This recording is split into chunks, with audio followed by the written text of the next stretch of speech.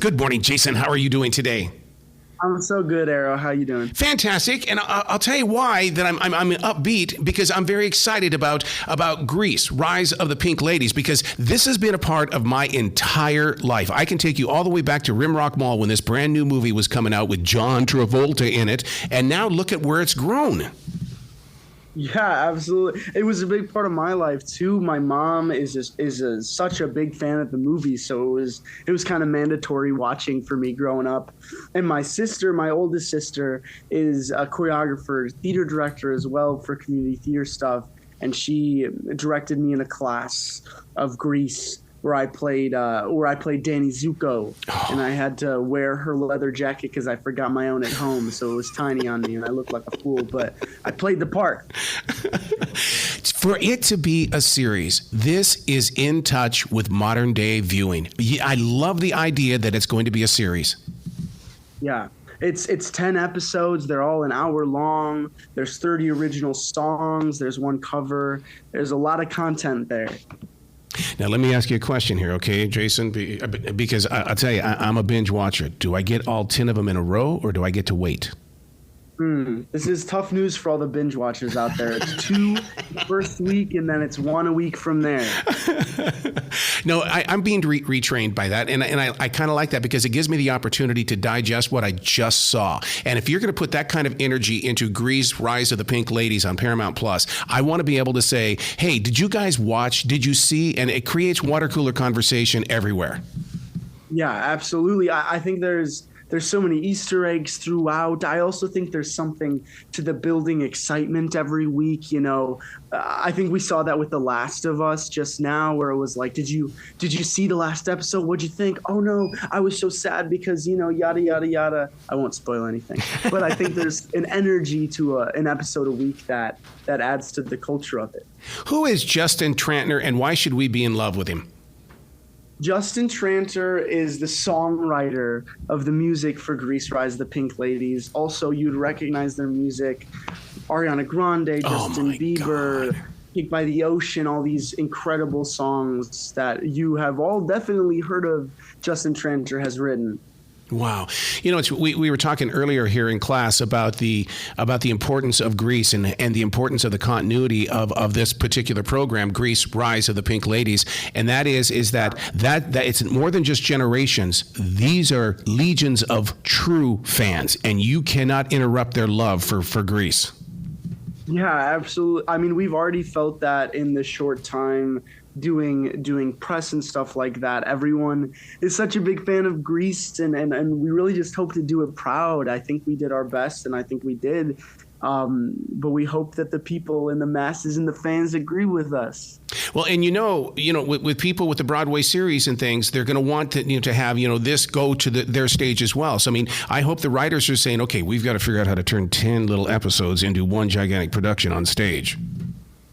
10 hours, 10-hour long musical. That was Oh my God. That would be awesome. It'd be like going to a big concert. Yes, absolutely. There's like breaks. There's like 12 intermissions. But what is it like for you personally? Because I mean, come on, to be in Grease, to be a part of that legacy, what's moving through you? There's something, I got chills and they're multiplying. No, there's something that really hasn't set in for me yet. It's surreal, and it's so special to be a part of a universe. You know, this culture, this universe, this fan base. I don't think it's really set in for me yet. I don't know if it will or when it will, but it's just special. Jason, how big was the fear taking on Grease? I mean, this is an icon. This isn't a movie. This is a lifestyle. This is a culture. I mean, this has been a staple of American history. Wow, since before I can remember. I mean, this had to be a monumental task. Yeah, it's definitely a daunting task. Before we got to Vancouver, where we filmed the show, there's this pressure that you feel, but as soon as I got on set and I got to talk to the showrunner Annabelle and got to watch some of the choreography and listen to some of the demos of the music, it was very clear we're in good hands.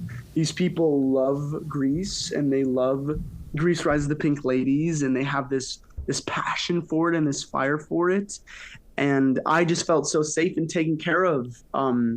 And reading the scripts, you see the wonderful complexity that they created each character with. And it was hard to feel scared at that point, you know? How fun was casting for this? Because I can only imagine trying to find the right people to put in each role had to be also a lot of pressure, but it had to be a lot of fun. And especially having your mind's eye come together to put the right people in the right places. How fun was the casting for this? It was so fun. And the thing about our cast is that it's a bunch of new, fresh faces. Most of us have never done anything that big before. And so this is our big thing. And so that's the fun with the cast. You're going to get to meet all these new, incredible actors. Do you think that having new faces is going to be the twist or the turn that maybe puts, let's just call it for lack of a better term, new Grease maybe not better than old Grease, but maybe brings in a new demographic or an audience? Because so many of our young folks are not even familiar with Grease. They know what it is, but they don't really know what it is. Yeah, I think having it be this musical series with original music and the fresh faces and just the style of it sits in this Grease style, but it also adds in some of the modern energy. And so I think there will be a lot for new fresh faces to enjoy in it as well. I'm going to be studying your character big time, and the reason why is because Buddy, it kind of reminds me of Brett Fry at Billings Senior High School, that he was the golden boy, the quarterback of the team. But as an adult, I look back now wondering, if he had struggles, and I'm wondering, Jason, if your character will be that real as well, to where we will see the challenges in your own personal life. Yeah, similarly with how I felt taken care of with the show, reading Buddy's parts, I was just so excited. He has this amazing arc, and yeah, it's so easy to take a character like that and make them this two-dimensional version of what everybody thought they were, that popular jock who got everything he wanted. Yeah. But then you look in their lives and you see all the things that they were dealing with and all the things that they were hiding, and the struggles of being the person that everybody wants you to be. And yeah, you get a journey with Buddy. I think you'll be satisfied in the complexity there. The listeners need to understand this is a prequel, and now I sit here and I worry for you guys on the set of Rise of the Pink Ladies, only because a prequel means you've got to pay attention to where that story actually grew, and you're gonna have to remain true. So it's almost like you're the next Star Trek or Star Wars feature. Yeah, absolutely. I think there's nerves with it, but I think there's also an excited focus with it. We have this job to do, and we have this story, this iconic classic to pay homage to, and so we're all up for the challenge. So with all the hard work, when do you actually get to sit back and rest? When is it that you actually get to enjoy your work? I guess.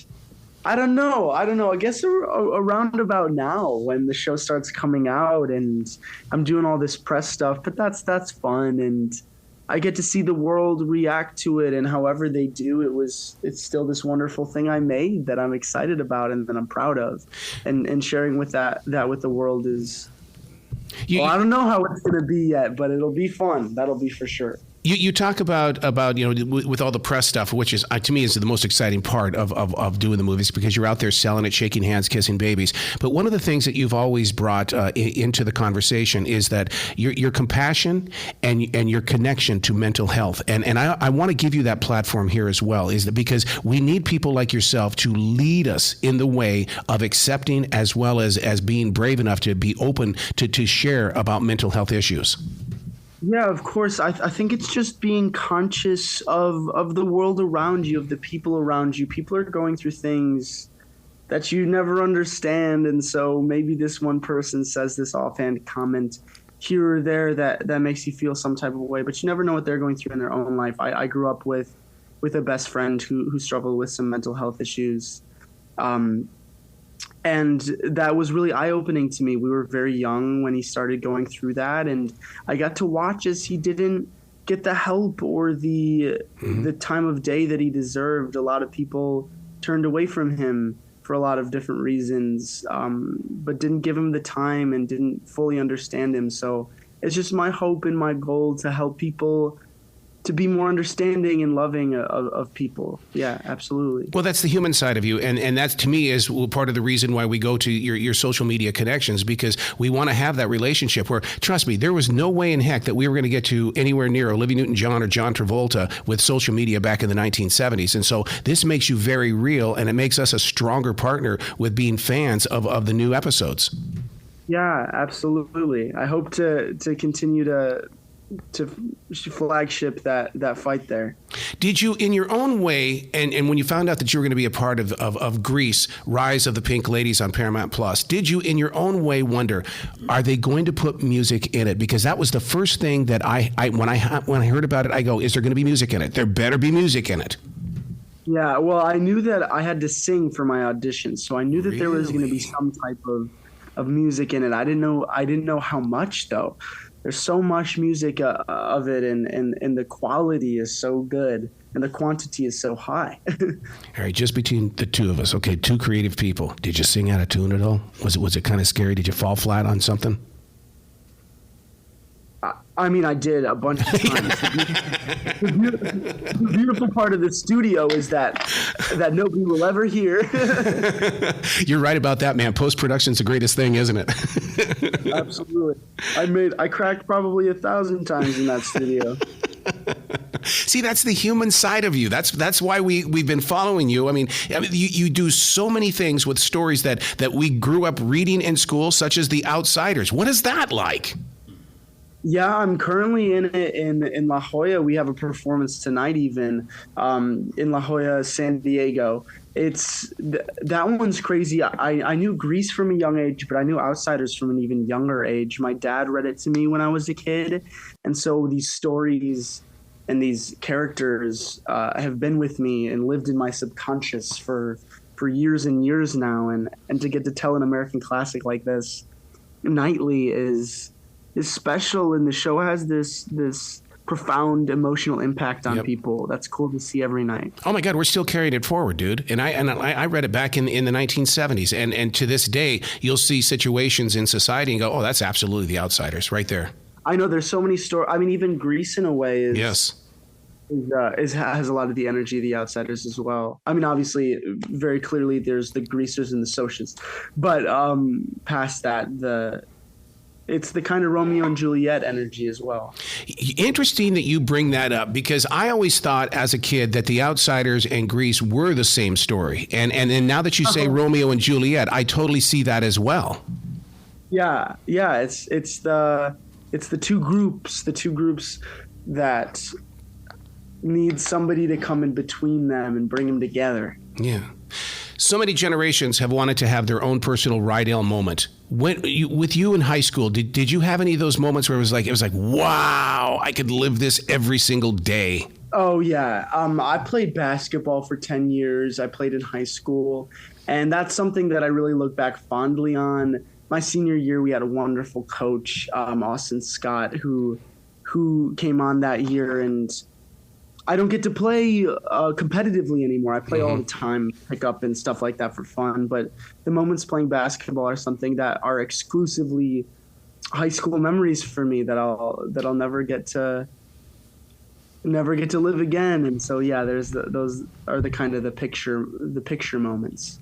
You know, we speak about those memories, and you think about some of the folks that are going to watch this are going to be 60, 70, 80 years old because this thing happened for them when they were young.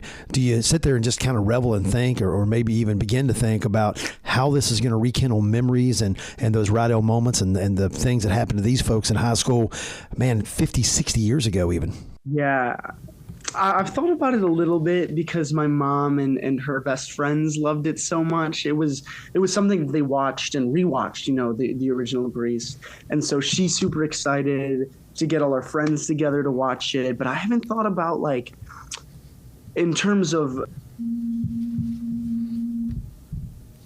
going along, and even today talking to people and hearing that they know when they first saw the movie and what theater they saw it in. It's a crazy experience, and it's surreal. It really is. I have to continue to pinch myself as I as we go along this process and right before the world gets to see it all. Let's talk about the set, only because the historic Grease set was at the high school dance, and the thing is that we as viewers and fans didn't realize that it was always steamy hot in that gymnasium. Please tell me that you guys have air conditioning and the conditions are perfect. Oh, well, I feel like we might have had some stuff towards the other end, actually. We were filming up in Vancouver and from January through August of last year. And so so in the opening sequence, which is in the drive-in of the first episode, it was actually freezing. Probably not freezing, very cold those nights we were filming. So in between every shot, we would get a big cozy coat on because it was summer in Southern California. So the girls are in dresses and the guys are in T-shirts, you know. That was kind of on our opposite end. We didn't have anything that was too hot, I don't think.